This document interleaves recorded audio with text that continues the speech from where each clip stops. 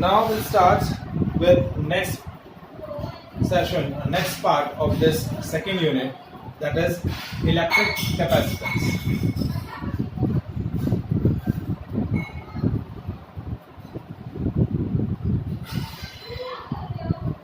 Now, what is an electric capacitance? Have you any idea about this? क्या होता है electric capacitance?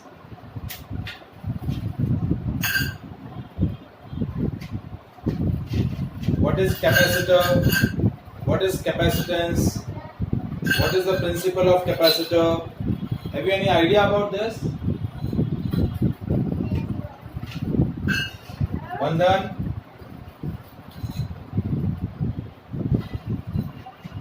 Rishabh, any idea?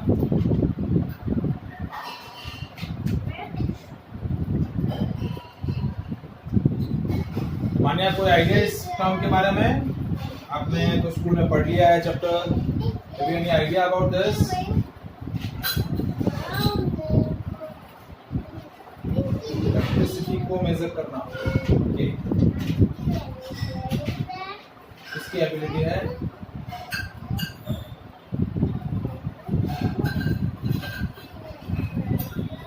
सही जा रहे हो. थोड़ा सा सही बताओगे तो करेक्ट हो जाएगा.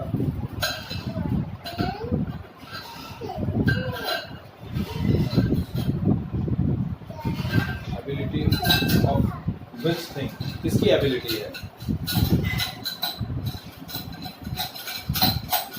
Electric capacitance is the ability of what? Ability of which thing?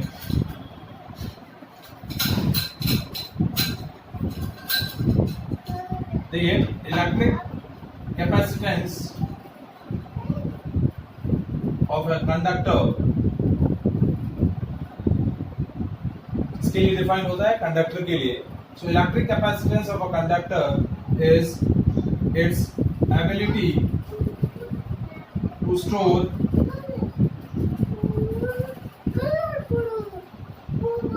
electric charge in it. Conductor में अपने अंदर चार्ज स्टोर करने की जो एबिलिटी होती है, कंडक्टर की इस एबिलिटी को हम क्या बोलते हैं? Electric capacitance. So electric capacitance of a conductor is its ability to store an electric charge in it. That is called electric capacitance. Now as we discuss earlier in the property of the conductor, one parameter is electric potential. So whenever we supply the charge, जब भी आप किसी conductor को क्या करेंगे? Charge supply करेंगे, that will increases its electric potential. जब भी आप क्या करेंगे? Whenever we supply the charge to the conductor, means जैसे जैसे आपका चार्ज का अमाउंट बढ़ेगा, उसका क्या होगा? पोटेंशियल बढ़ता जाएगा. जैसे आपने जैसे स्मॉल अमाउंट में आप उसको चार्ज सप्लाई कर रहे हैं, that will increases its potential. Suppose a conductor has ability to store a maximum charge. Suppose उसका मैक्सिमम चार्ज जो उसके अंदर स्टोर हो सकता है वो है Q. So that charge will be directly proportional to the maximum potential. जैसे मैं क्या कर रहा हूँ कि एक कंडक्टर बॉडी लिया, मैंने कोई भी कंडक्टर लिया, उसको स्मॉल अमाउंट में चार्ज सप्लाई कर रहा हूँ, that charge will be increases its electric potential. But हर एक कंडक्टर का क्या होता है? कैपेसिटी होता है कि एक कैपेसिटी तक ही वो क्या कर सकता है? चार्ज स्टोर कर सकता है. क्यों? क्योंकि उस कैपेसिटी के अंदर उसका पोटेंशियल जो है वो मैक्सिममली इंक्रीज हो जाता है. So whenever we supply the charge to the conductor, that will increases its potential. But conductor has a limitation to store a maximum charge in it, क्योंकि उस मैक्सिमम चार्ज पर उसका पोटेंशियल मैक्सिममली इंक्रीज हो जाता है. So the charge supply to the conductor is directly proportional to its electric potential. Charge supply to the conductor is directly proportional to its electric potential. As we remove the proportionality sign, we add a constant, and that constant is called electric capacitance. That proportionality sign is known as electric capacitance. So how can we define electric capacitance? Electric capacitance is C is equals to Q by V. C is equals to Q by V. Now how can we define electric capacitance? इसका एक numerical definition क्या बन सकता है?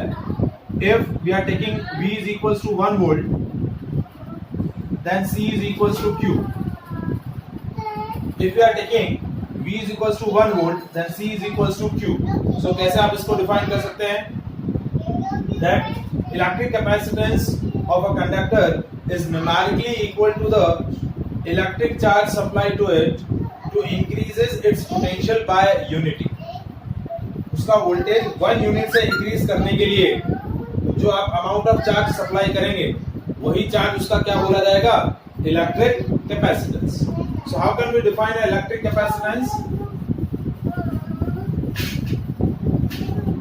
देखिए C is equals to Q by V. If V is 1 volt, C is equals to Q. So how can we define that electric capacitance of conductor is numerically equal to the amount of charge supplied to conductor to increases its potential by unity. उस conductor का potential 1 से increase करने के लिए आप जो charge supply कर रहे हैं वो चार्ज क्या बोला जाएगा? उसका कैपेसिटेंस. क्या बोला जाएगा? Electric capacitance. Is it clear?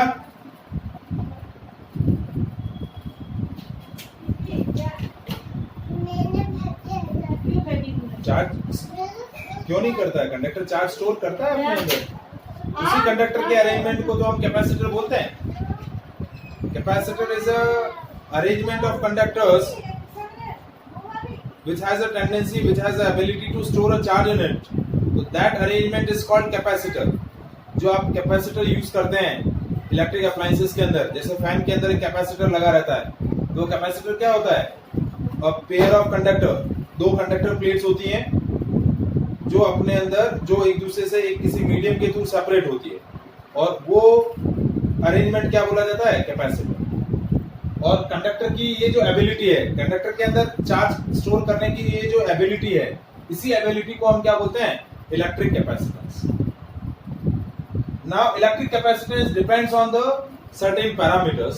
So dependence of electric capacitance, कि इलेक्ट्रिक कैपेसिटेंस किस किस पे डिपेंड करता है और उसकी यूनिट क्या होती है, वो हम डिस्कस करते हैं. तो electric capacitance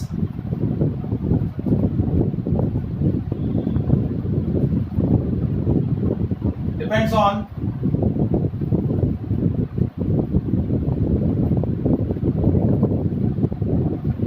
first shape and size of conductor. आपका कंडक्टर का शेप साइज कैसा है? जितना शेप साइज बिगर होगा वो उतना ही ज्यादा चार्ज उसके अंदर स्टोर कर पाएगा. So it depends on the shape and size of the conductor. Second, it depends on nature of medium present between the conductor. Conductor के बीच में किस तरीके का मीडियम है? वैक्यूम है, एयर है, या और कोई दूसरा डाइलेक्ट्रिक मीडियम है, तो उसके मीडियम पे डिपेंड करता है. तो it will be depends on these 2 parameters, shape and size of the conductor and nature of the medium in which the conductor is placed, उस पर डिपेंड करता है. And third point, it doesn't depends on nature of material of conductor. आपका conductor material या conductor जो है वो किस मटेरियल का बना हुआ है उस पर आपका इलेक्ट्रिक कैपेसिटेंस डिपेंड नहीं करता है कि आपकी कंडक्टर प्लेट्स जो है या कंडक्टर जो है कॉपर का है या एल्यूमिनियम का है या ब्रास का है या और किसी मटेरियल का है। कंडक्टर के मटेरियल पे डिपेंड नहीं करेगा, वो उसके शेप साइज पे डिपेंड करेगा और वो जो कंडक्टर मटेरियल है वो किस मीडियम में प्रेजेंट है उस मीडियम पे डिपेंड करेगा। जब हम न्यूमेरिकली इलेक्ट्रिक कैपेसिटेंस का क्या करेंगे, एक्सप्रेशन कैलकुलेट करेंगे, डेराइव करेंगे अभी हम, तो उसमें आपको न्यूमेरिकली पता चल जाएगा कि ये इन दोनों पैरामीटर्स पे डिपेंड कर रहा है और इस पैरामीटर पे डिपेंड नहीं कर रहा। कि आपका कंडक्टर किस मटेरियल का है उस पर डिपेंड नहीं करता है, लेकिन कंडक्टर की शेप साइज पे डिपेंड करेगा और कंडक्टर किस मीडियम में प्रेजेंट है उस पर आपका क्या होगा, इलेक्ट्रिक कैपेसिटेंस क्या करेगा, डिपेंड करेगा। नाउ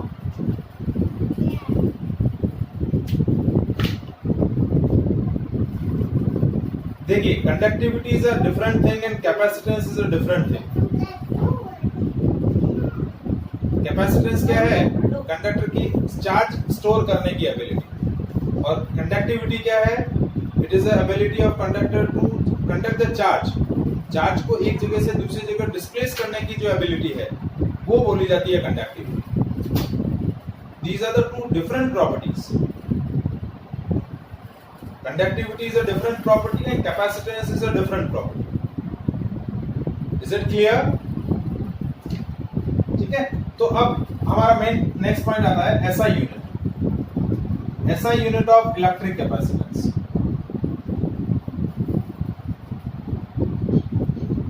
कैपेसिटेंस का एक्सप्रेशन अभी हमने डिराइव किया, तो C is equals to what, Q by V। तो Q का यूनिट होता है कूलम और पोटेंशियल का होता है वोल्ट। तो कूलम पर वोल्ट या फिर इसको हम बोलते हैं फैरड। क्या बोलते हैं, फैरड। तो ऐसा यूनिट ऑफ इलेक्ट्रिक कैपेसिटेंस क्या होगा, फैरड। क्या होगा, क्या होगा, farad. So how to define a 1 farad. यदि मुझे 1 फैरड को डिफाइन करना है, या तो उसको बोलेंगे कूलम पर वोल्ट या फिर बोलेंगे फैरड। तो कैसे डिफाइन करेंगे, how to define a 1 farad. यदि मुझे 1 फैरड को डिफाइन करना है, so how can we define a 1 farad. C is equals to Q by V. So if V is equals to 1 volt, then and Q is equals to 1 coulomb, then C is equals to 1 farad. So 1 farad is electric capacitance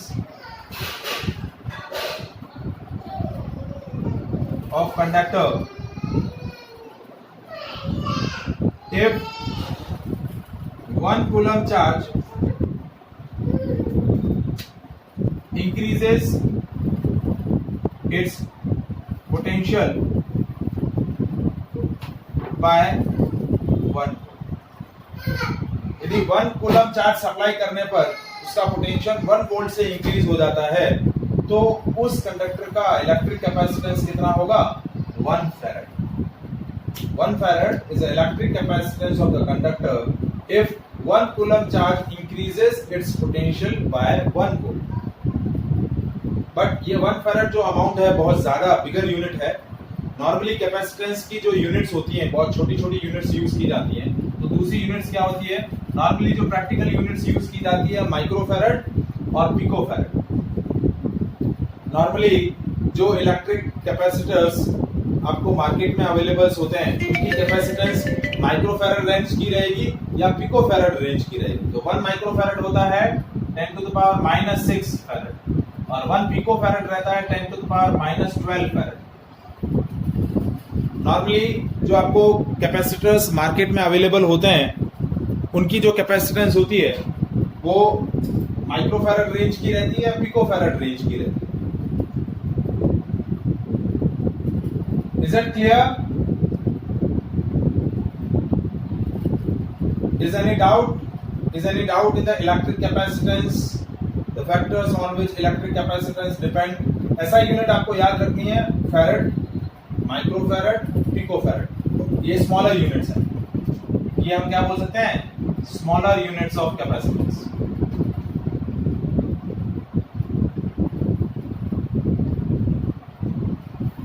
is it clear?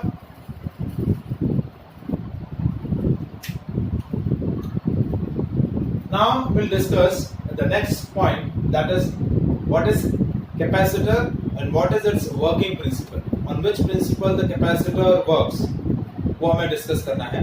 So what is capacitor? Have you any idea?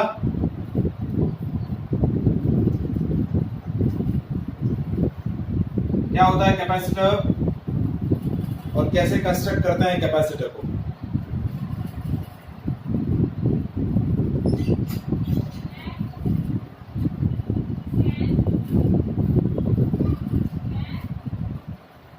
Conductor के बीच में कोई insulating material होता है, ठीक है? So what is capacitor? A capacitor an arrangement of two conductors separated by a suitable dielectric medium.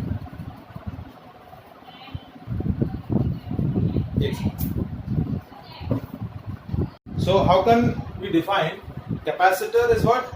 Capacitor is an arrangement of two conductors separated by a dielectric medium. Arrangement of two conductors separated by a dielectric medium is said to form a capacitor or condenser. क्या बोलेंगे? Capacitor or condenser. An arrangement of two conductors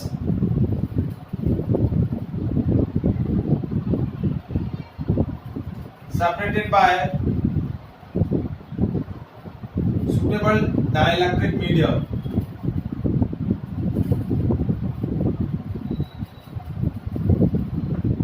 said to form a capacitor or condenser.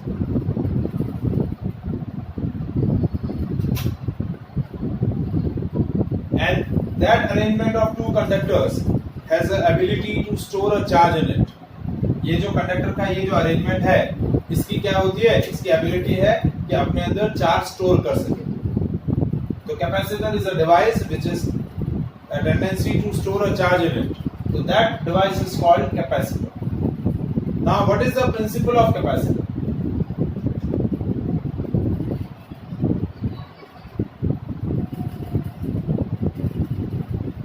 So before discussing the principle of capacitor, before discussing the principle of capacitor, we are taking an example जिसके अंदर हम principle of capacitor discuss कर रहे हैं. We are taking a insulating conductor which are placed on a insulating stand. हमने एक conductor plate ले ली या एक कंडक्टर प्लेट ले ली और इस कंडक्टर प्लेट को एक मेटल प्लेट है conductor plate which is placed on an insulating stand. Insulating stand पे क्यों place किया? कि whenever we supply the charge to the metal, it will be resides on its surface. It will never transfer to the earth. क्योंकि our earth is also a good conductor of electricity. तो हमने एक metal plate लिया and which is attached with the insulating stand. ये आपका insulating stand है.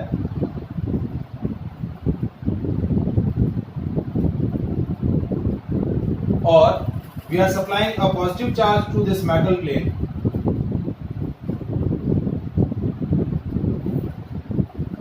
ठीक है? So whatever the charge we have supplied to this metal plate will be spread on its surface. Now we are taking another metal plate of same shape and size, same dimension, and which is placed nearby to this charge plate. ये आपकी एक दूसरी आपने charge plate ली, uncharged plate ली, charge नहीं है, uncharged plate ली, and which has the same dimension. इसका क्रॉस सेक्शन भी ये है, इसका भी क्रॉस सेक्शन ये है, and which is placed a separation D with this charge plate. अब क्या होगा? जैसे ही इस चार्ज प्लेट के nearby uncharged plate place करूंगा तो क्या होगा? चार्ज का डिस्ट्रीब्यूशन होगा. होगा कि नहीं? ये चार्ज प्लेट क्या करेगी, अपना कुछ चार्ज इस अनचार्ज प्लेट को क्या करेगी, ट्रांसफर करेगी। अब बेसिकली क्या हो रहा है, when we supply a positive charge to this first metal plate or first insulating plate, it will increases its potential up to a maximum value. जैसे मैंने इस प्लेट को यदि टोटल चार्ज Q सप्लाई किया है फॉर एग्जांपल, तो इसका maximum potential मैंने बोल दिया कि V इंक्रीज हो जाएगा। कि मैं इसको टोटल चार्ज Q सप्लाई करूं, ये मेरा चार्ज जो चार्ज सप्लाई हुआ है फॉर एग्जांपल ये चार्ज मेरा Q है, तो that will increases its potential up to a maximum value V। Maximum potential की वैल्यू क्या हो जाएगी, V। लेकिन जैसे ही इस अनचार्ज प्लेट के नियर बाय एक अनचार्ज प्लेट लाऊंगा, तो ये चार्ज प्लेट का कुछ चार्ज इस प्लेट को क्या हो जाएगा, ट्रांसफर होगा। और ट्रांसफर का प्रोसेस क्या होगा, द मेथड ऑफ चार्जिंग यानी इंडक्शन के थ्रू, क्योंकि ये दोनों चार्ज प्लेट जो हैं वो एक दूसरे से सेपरेट हैं। तो इस पॉजिटिव प्लेट की पॉजिटिव चार्ज की वजह से इस प्लेट के इस फेस पर नेगेटिव चार्ज इंड्यूस हो जाएगा इंडक्शन की वजह से, और इस पर क्या हो जाएगा, पॉजिटिव चार्ज इंड्यूस हो जाएगा, क्योंकि ऑलरेडी ये प्लेट आपकी कैसी है, न्यूट्रल है। तो यहाँ आपका नेगेटिव चार्ज इंड्यूस हो गया, यहाँ पर पॉजिटिव चार्ज इंड्यूस हो गया। अब ये जो नेगेटिव चार्ज है, वो नेगेटिव चार्ज क्या कर रहा है, इसके मैक्सिमम पोटेंशियल को डिक्रीज कर रहा है, क्योंकि ये पॉजिटिव चार्ज की वजह से इसका मैक्सिमम पोटेंशियल कितना इंक्रीज हो गया, V इंक्रीज हो गया। लेकिन ये नेगेटिव चार्ज क्या कर रहा है, इसके पोटेंशियल को डिक्रीज कर रहा है, और ये पॉजिटिव चार्ज क्या कर रहा है, इसके पोटेंशियल को इंक्रीज करने की टेंडेंसी कर रहा है। लेकिन ये वाली फेस ज्यादा नियर है आउटर वाली फेस के कंपैरिजन में, तो ओवरऑल आपका क्या होगा, इस प्लेट का क्या होगा, पोटेंशियल डिक्रीज हो जाएगा। So we get a opportunity to supply a more charge to this plate to increases its potential up to the maximum value. क्या हुआ, जैसे ही आपने एक अनचार्ज प्लेट इसके पास में रखी, तो चार्ज का डिस्ट्रीब्यूशन हुआ, और चार्ज के डिस्ट्रीब्यूशन की वजह से इस प्लेट का जो पोटेंशियल जो मैक्सिममली इंक्रीज हो गया था, वो कुछ डिक्रीज हो गया। तो हमें इस प्लेट को और चार्ज सप्लाई करने की एक क्या मिल गई, चांस मिल गई। हम और ज्यादा चार्ज इसको सप्लाई करेंगे, और तब तक सप्लाई करेंगे जब तक इसका पोटेंशियल मैक्सिममली इंक्रीज नहीं हो जाता। बट होगा क्या, जैसे चार्ज सप्लाई करोगे, ये नेगेटिव चार्ज इस तरफ बढ़ेगा और यहाँ पर भी पॉजिटिव चार्ज बढ़ेगा, तो पोटेंशियल में इंक्रीमेंट उतना ज्यादा हो नहीं पाएगा। तो हम क्या करेंगे, अब इस चीज को ओवरकम करने के लिए हम इस आउटर प्लेट की फेस को अर्थ कर देंगे। As you earth the second plate, तो क्या होगा, जितना भी पॉजिटिव चार्ज होगा वो क्या हो जाएगा, अर्थ में ट्रांसफर हो जाएगा। अर्थ से क्या आएगा, कुछ नेगेटिव इलेक्ट्रॉन्स आएंगे, और वो इस प्लेट के सारे नेगेटिव चार्ज को क्या कर देंगे, इस प्लेट आउटर फेस के सारे पॉजिटिव चार्ज को क्या कर देंगे, न्यूट्रलाइज कर देंगे। तो अब सिर्फ क्या हुआ, अंदर वाली प्लेट पर नेगेटिव चार्ज बचा, और वो नेगेटिव चार्ज इसके पोटेंशियल को डिक्रीज करेगा, और जैसे ही डिक्रीज होगा potential, so now we get a opportunity to supply a more charge to this arrangement to increases its potential up to the maximum value। अब हो जाएगा ना, अब मैक्सिमम रीच होगा ना, क्योंकि उससे पहले में क्या हो रहा था,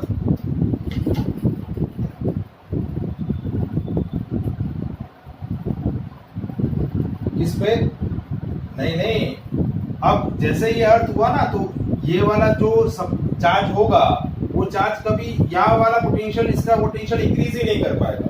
so that arrangement is called basically a capacitor. This is called parallel plate capacitor. So capacitance of, what is the working principle of capacitor? The capacitance of insulated conductor is increases considerably by bringing uncharged earth conductor nearby to it।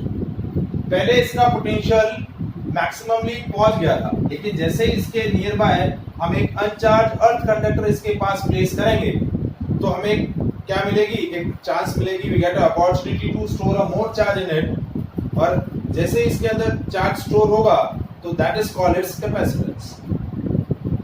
So capacitance of an insulated conductor increase by a significant amount by bringing near it a uncharged earth conductor.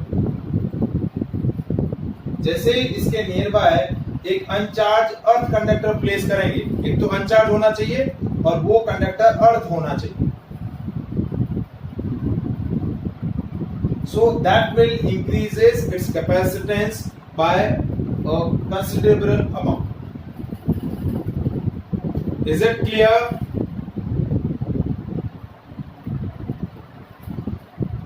This is called working principle of capacitor. क्या लिखेंगे capacitance का capacitor का principal, capacitance of conductor और capacitance of insulated conductor increases by significant amount by bringing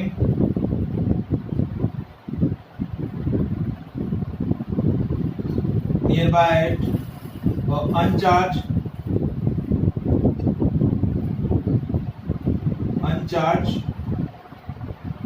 earth conductor. जैसे ही इसके near by एक अनचार्ज अर्थ conductor place करेंगे तो वो इस पर्टिकुलर इंसुलेटेड कंडक्टर का कैपेसिटेंस क्या करेंगे, इंक्रीज कर देंगे. तो ये जो अरेंजमेंट हुआ, ये जो दो प्लेट्स हैं जिसमें एक प्लेट इंसुलेटिंग स्ट्रेंथ पर है, दूसरी प्लेट अर्थ है, और जो आप एक प्लेट को चार्ज सप्लाई करेंगे वो उसी से इंडक्शन से दूसरी प्लेट के इनर वाले फेस पर नेगेटिव चार्ज इंड्यूस हो जाएगा. So that arrangement is called a parallel plate capacitor. तो इस अरेंजमेंट को हम क्या बोलते हैं, parallel plate capacitor. Is it clear?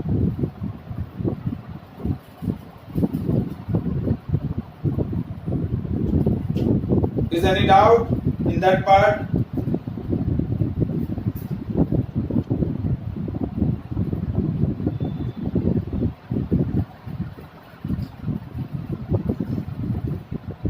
वंदन, मान्या, कोई डाउट इस पार्ट में? पक्का?